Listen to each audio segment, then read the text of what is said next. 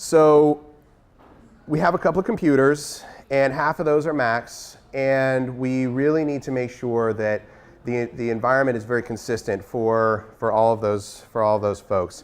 So whether you're on a Mac, and primarily from a lab's point of view, and then you go to use a PC that might be on a scientific instrument, you need to be able to get to the same exact files that you're getting, so that when you put the files up to the server, you go back to your desk and the same files are there.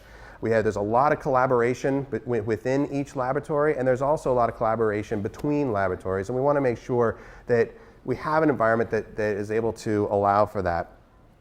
AD is really important for us. We need to make sure that we have a consistent authentication system, and we need all those computers to be able to authenticate through one thing so we can manage those users in one location.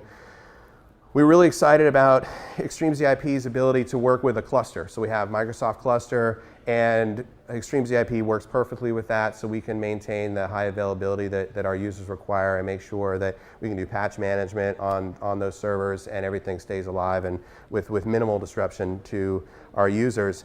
And one thing that we saw from the old days until now is that when changes were made, particularly with the Mac OS, they've gone through a lot of changes in the last couple of years, and those different features that they start to offer, it's important that our server can still either work with them or at least be aware of them if we're not going to utilize those things. So ExtremeZIP and GroupLogic has done a great job making sure that they're really on the edge as this technology moves, and they really care about those Mac users, where we weren't getting that type of support with just a vanilla Windows system, and we're not seeing that type of thing with CIFS and NFS that we do see with ExtremeZIP. So that's really important for us.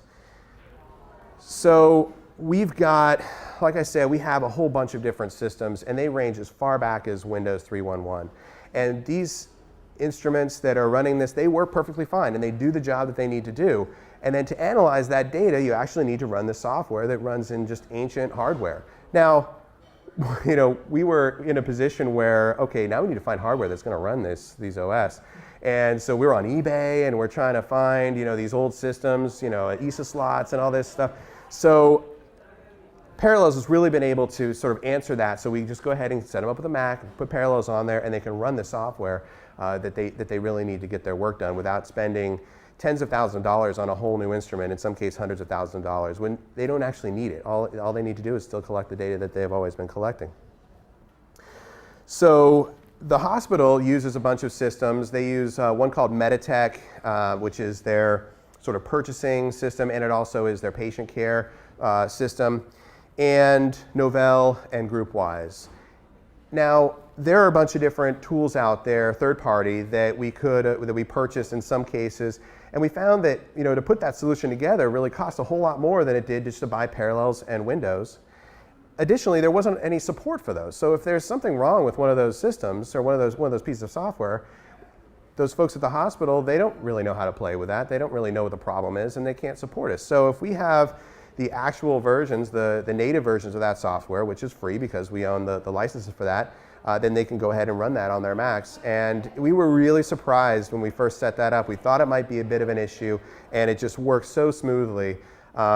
In fact, when we call up, if we're having an issue with it, we just tell them we're on a PC. We don't even mention that we're on a Mac, because a whole bunch of other red flags would come up for them, because they don't know them at all.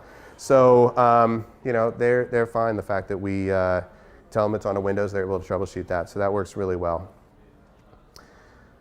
So we just really scratched the surface with LANrev. We've been using it for a couple of months now, and we're really seeing what is possible with this system. And so far, we've been able to control our systems through LANrev. Like I said before, whether it's a PC admin or a Mac admin, we still have the same interface.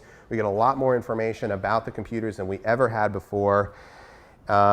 One of the issues we ran into, which was really more of a networking issue, was combined with DHCP and DNS, we were having some crossover where we try to remote into a computer with VNC or remote desktop connection by computer name. We ended up with a totally different computer.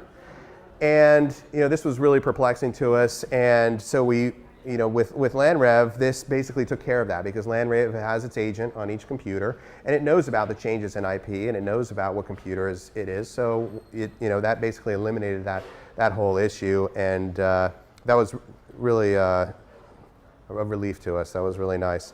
We're looking into taking advantage of the power management so that we can turn all the computers off, at certain times, hopefully every day, and then turn them back on. And we've always been very opposed to this kind of thing because we didn't want to be in a situation where, well, all the machines are turning off, and then we want to run some patches on these machines. So what are we going to do about that? So we basically just told everybody, leave your computers on. They're Energy Star compliant, so don't worry about it.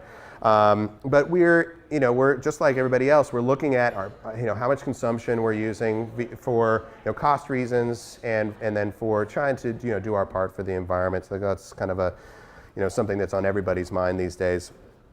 And we have kind of an interesting situation with the way that we make purchases. So each lab is really its own entity within our organization. We have about 30 different labs. They're all getting funding from mostly NIH.